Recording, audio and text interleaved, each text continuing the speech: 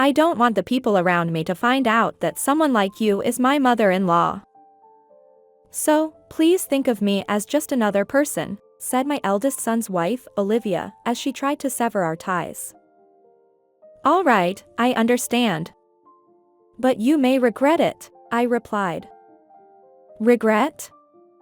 There's no way I would regret it, she said, laughing heartily. The next day, I was relaxing at home, when suddenly, Olivia came to visit. Oh, Zoe. What on earth have you done? My name is Zoe, a 60-year-old housewife. I've been married to my husband Robert for 30 years. We were childhood friends from the start and had always been together. After becoming working adults, we each started living alone, finally getting some distance, but we still frequently went out for drinks and continued to see each other one way or another. So, our relationship has lasted for around 55 or 56 years now. Even our marriage seemed like a natural progression. No matter who I dated or what kind of relationships I had, in the end, it was Robert who I felt the most comfortable with. Many of the people I had dated before were jealous of my childhood friend. It seemed that I had a great importance to him, too, as even though he dated other women, he couldn't envision getting married to someone else. If he got married and met me while I was still alone, he would feel guilty, and he disliked that idea. Due to various reasons like this, when we reached the milestone of 30 years old, we discussed getting married. If we married, we could meet each other without any reservations every day. It might sound strange, but thinking about it that way made us realize how much we truly loved each other. Both of our parents celebrated our marriage wholeheartedly. After getting married and starting to live together, we began discovering sides of each other we hadn't known before, which made things even more exciting. Despite spending a lot of time together, living under the same roof was a completely new experience, and that freshness was invigorating. Thanks to that, we were able to enjoy a typical newlywed life. From then on, we spent each day in great happiness. 2 years later, our eldest son Elliot was born, followed by our second son Nathan 2 years after that. Our family grew to 4, and our home became quite lively. I quit my job to focus on raising the children, while my husband worked diligently to support the household. Both Elliot and Nathan grew up to be wonderful children. Of course, being close in age meant they sometimes had arguments, but they generally got along well as siblings and were always seen happily playing together. My husband and I watched over our sons with warm smiles as they continued to grow. As they matured, they began challenging themselves by pursuing their interests and passions. They excelled in extracurricular activities and studies, leading fulfilling student lives.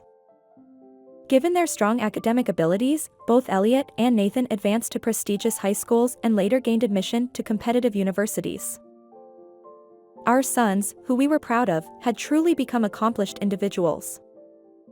Subsequently, our eldest son joined a major company, while our second son entered graduate school with aspirations of becoming a lawyer. Mom, Dad, I received my first paycheck today, so let's go out and have something delicious. Oh no. No. Use it for yourself. You've earned it. What are you talking about? I joined this company and worked hard precisely so I could show my gratitude to you. That's why we want you to let us show our appreciation. Well, if you insist, I guess I'll let you treat us. With a joyful expression, Elliot brought us, along with Nathan, to a high-end sushi restaurant. Thanks, Elliot. This is really delicious. Look forward to me taking care of you more and more as time goes on. I want to repay you. Hearing those words from our eldest son, both my husband and I were incredibly happy. It seemed that our sons had grown up to be truly wonderful individuals. Later on, Elliot seemed to be diligently working at his job. He would regularly come back home to visit, sharing stories like, "My boss entrusted me with a big project," or, "The CEO told me they have high expectations for me," with a delighted expression. These updates gave us peace of mind. As for Nathan, after graduating from graduate school, he devoted himself to studying diligently every day to prepare for the bar exam. As the bar exam is quite challenging, Nathan wasn't able to pass it during his time in law school. However, every year he felt a strong sense of progress. At the age of 26, he confidently mentioned that he seemed likely to pass it the following year, and I was amazed at his determination. Then, the next year arrived, and to our surprise, Nathan indeed passed the bar exam. It's truly impressive how he turned his bold words into action. We celebrated his achievement. "Now I'll catch up to you in terms of accomplishments, big brother," he jokingly said. "Oh, come on. Well then, by the time you become a lawyer, I'll be promoted to general manager," his older brother replied. Being close in age, our sons enjoyed this kind of banter between them. It seemed that they were pushing each other forward in a positive way. About a year and a half later, when Nathan became a lawyer, Elliot also became a general manager. My husband and I watched with astonishment as our sons continued to forge their own paths. Amidst all this, even more joyful news emerged. Our eldest son was getting married. "I'm planning to bring my fiancé over to your house next time." "Got it, looking forward to it." As I heard these words over the phone, both my husband and I felt a surge of excitement. Who exactly was the woman Elliot was bringing home? Amidst the mixture of nervousness and anticipation, our son finally arrived with his fiancée. "Nice to meet you, I'm Olivia." "Nice to meet you too. We're Elliot's parents." Olivia had distinct features and an air of sharpness about her. She held herself upright and had a strong gaze. "We've made tea, please help yourselves." "Thank you, I appreciate it." Her impeccable manners left a positive impression on both my husband and me. "How did you and Elliot meet?" "Well, we met through work. Our companies were engaged in business transactions, and we were the representatives involved." "I see, that's how it happened. What company do you work for, Olivia?" "I work at XYZ Company." "That's a company that's been getting quite a bit of attention recently, hasn't it?" Originally, Olivia was working at another major company, but she changed jobs and joined the current company. The name of that company sounded familiar to me. In fact, I had been investing in stocks and had done reasonably well. A few years ago, I had bought shares in that very company as I was interested in ventures. However, I didn't intend to mention this to her or to Elliot. It was unrelated to the main conversation. Olivia seems to be aiming for continuous career advancement. I'm inspired by that too, so I'm putting a lot of effort into my work. I see. If our eldest son and Olivia were able to build a happy and strong relationship, there was nothing more for me to say. "Olivia, please take care of Elliot." "Yes, we'll lead a happy married life." The atmosphere was pleasant as the marriage greetings progressed. However, after she asked about my educational background, I felt a slight shift in her attitude. "Which university did Elliot's mother graduate from?" "I graduated from XYZ University." "Huh? I haven't heard of that before." "Well, you know, the entrance exam scores and all that aren't particularly high." "I see. Elliot's father also graduated from the same XYZ University as me, right?" "I'm happy to meet a fellow alumnus. That university tends to emphasize connections with other alumni, you know.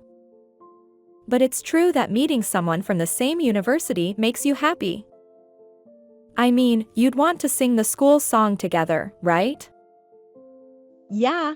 "Definitely. Hey, Dad and Olivia, don't start singing and embarrass me here, okay?" While the conversation was lively and everyone seemed to be having a good time, I noticed that Olivia never made direct eye contact with me afterward. Hey, you know, Olivia seemed like she didn't like me or something. After our sons had left, I discussed this with my husband. Huh? Why do you say that? They seem to be enjoying the conversation. I don't know, after we talked about our alma mater, her attitude towards me suddenly changed. I see. I didn't notice, but if you felt that way, Zoe, maybe she did change her attitude towards you. I'll pay attention next time and observe too. Thank you. With my husband on my side, I felt slightly calmer, but I couldn't shake off a bit of unease about what was to come. Would our relationship with Elliot be able to continue smoothly after he got married? After the introduction of both families was done, Elliot and Olivia got married. The wedding was lovely and genuinely enjoyable. A few months later, Elliot and his wife, Olivia, came to visit. It's been a while, Mom, Dad.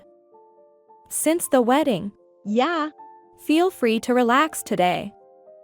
Since our son and his wife were visiting, I prepared home-cooked meals, and we all had a meal together along with some drinks.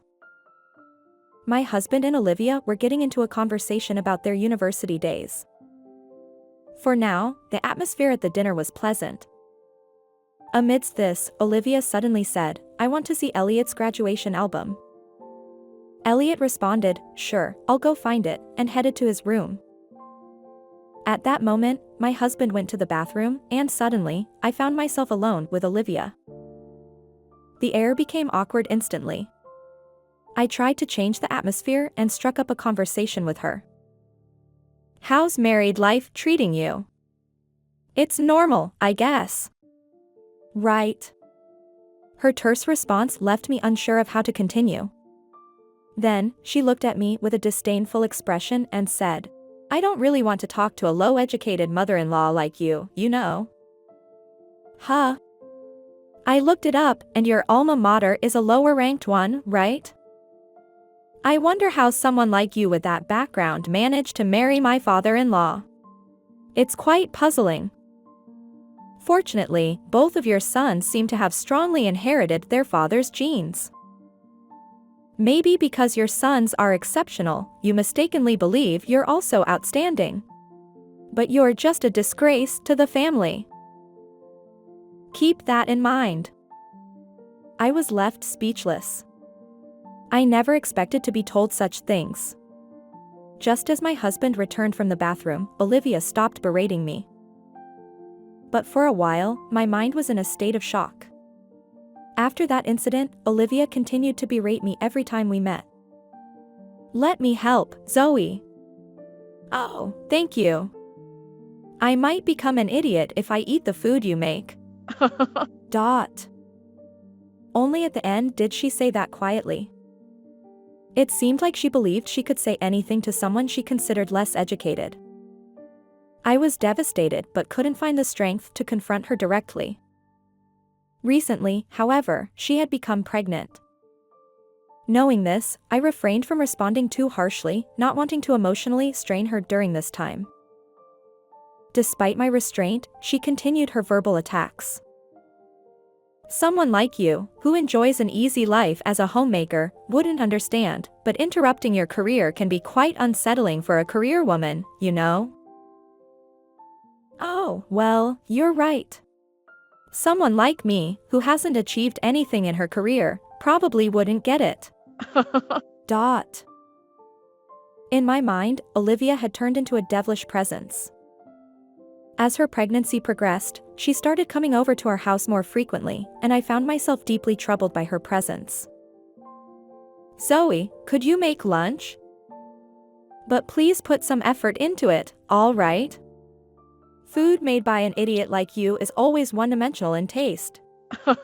Dot. Olivia continued to berate me like this. It was like a routine. Endure, endure. I kept telling myself that until she gave birth. Meanwhile, Nathan recently got married, and his wife adored me.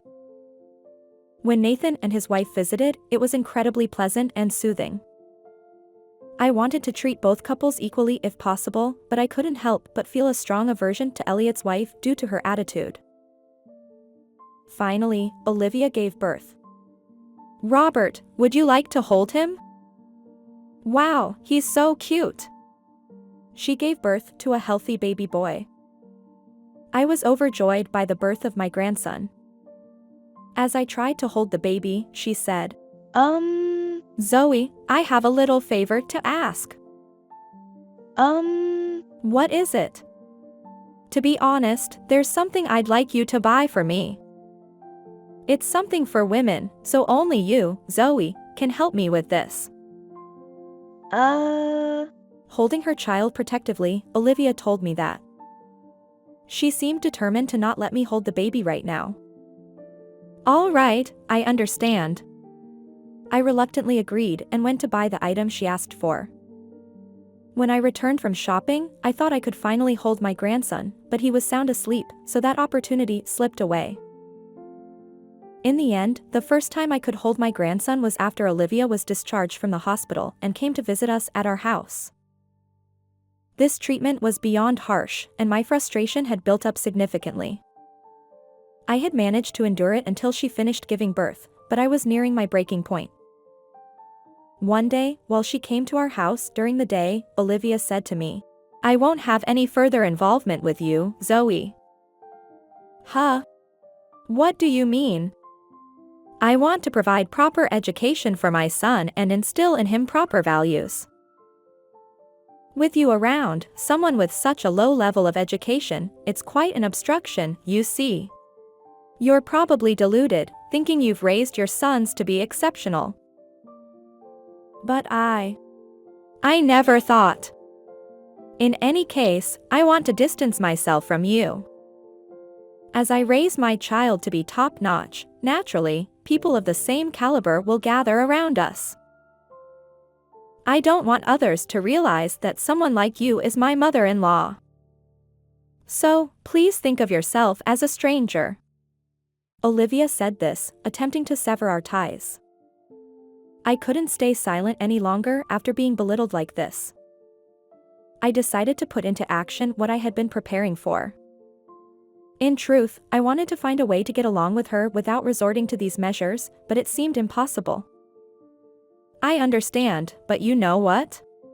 Even if you regret it later, I won't care. Regret? As if I'd ever regret it.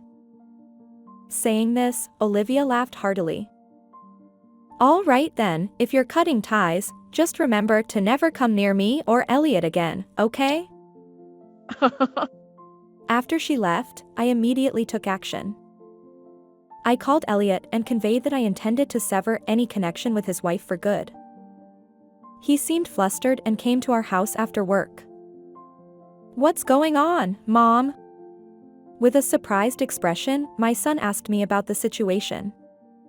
In response, I played a recording for him, an audio compilation of all the derogatory words his wife had directed at me. Of course, today's conversation was included as well. I had been recording these interactions for some time, just for a situation like this. Upon hearing the audio, my son was left speechless. I can't believe Olivia would say things like this. And then he made a decision. I can't continue a married life or entrust child rearing to a wife who says these things. I just can't. With those words, my son left the house. The following day, I was relaxing at home when suddenly, Olivia came to visit. Oh, Zoe. What on earth did you do? What are you talking about? I asked, and Olivia raised her voice. After you said you were cutting ties with me, I got fired from my job, and on top of that, Elliot took our son and left. Well, that's unfortunate. Don't play around. What on earth did you do? Seeing her emotional state, I calmly explained to her. I originally owned shares in the company you worked for. Huh? I invested in various other companies as well. Even though I'm a housewife, I have a considerable income. And since you kept insulting me, and I couldn't stand it anymore, one day I became the largest shareholder in your company. The largest shareholder? Yes. And even after that, I still tried to find a way to get along with you, but it didn't work out. So, you're trying to sever ties with me in the worst possible way. That's why I used my authority as the largest shareholder to push you into resigning. No, it can't be. My hard-earned career. Maybe you're capable at your job, but it seems like you lack empathy for others. After an investigation, it turns out there were quite a few people who left the company due to harassment from you. I continued. Currently, the company's president is apologizing to those who were affected and assisting them in pursuing legal action against you for harassment. What? And about the terrible insults you directed at me, I recorded all of it. When I played those recordings for Elliot, he said he wanted a divorce. No, it can't be. Perhaps you insulted me without giving it much thought, but you should realize that your behavior hurt many people. That's all I have to say. Since you were the one who said you didn't want to have anything to do with me, why don't you leave now? Olivia left the house, pale-faced and unsteady. Later on, Elliot formally presented divorce papers, and the two of them divorced. Her parents came to us to apologize and took her away with them. Currently, she seems to be struggling with her mental health, living as a shut-in. On the other hand, Elliot returned to our home and is now a single father, working hard while I focus on child rearing. I want to spend peaceful days, alongside my husband, watching over our eldest grandson, and also building a strong relationship with Nathan's family.